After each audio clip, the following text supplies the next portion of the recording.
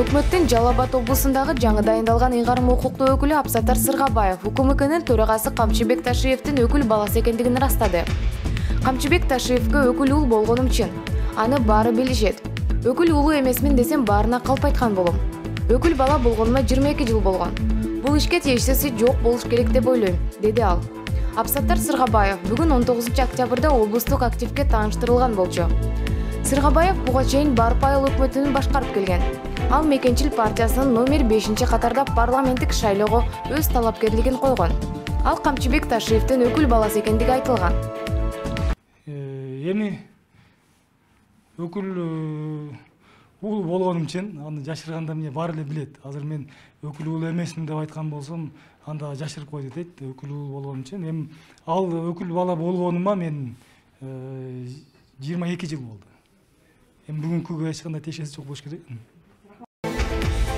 Беларустагы митингчи ак калпак кийип чыкты. Беларусь өлкөсүнүн Минск шаарынан нааразычылык акциясы кече 18 октябрда да уланды. Мындай акциялар 71 күндөн бери уланып келет.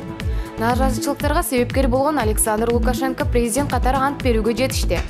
Ал 9 августтагы шайлоонун жыйынтыгында кайрадан президент болуп шайланган БШКга жарыялаган болчу.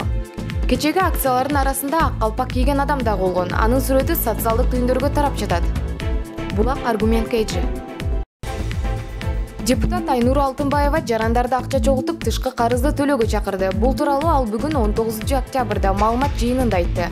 Парламентарий келечек үчүн деп аталган атайын кампания уюштуруп, ал топтолгон каражат менен банк эсебин ачууну пландап жатат. Айнур Алтынбаева бул демилге өзүнүн таандык экендигин, келип түшкөн каражаттарды көзөмөлдөө үчүн элдик кеңеш байкоочулар тобу түзүлөөрүн да баса белгиледи. Депутат өзү айлык маянасын которууга даяр. Раим Матраимовдун жакын айланасына кирген жана коррупциялык схемага тиешеси бар 40-ка жакын адам аныкталды. Бул тууралуу УКМКнын коррупцияга каршы кызматы кабарлады.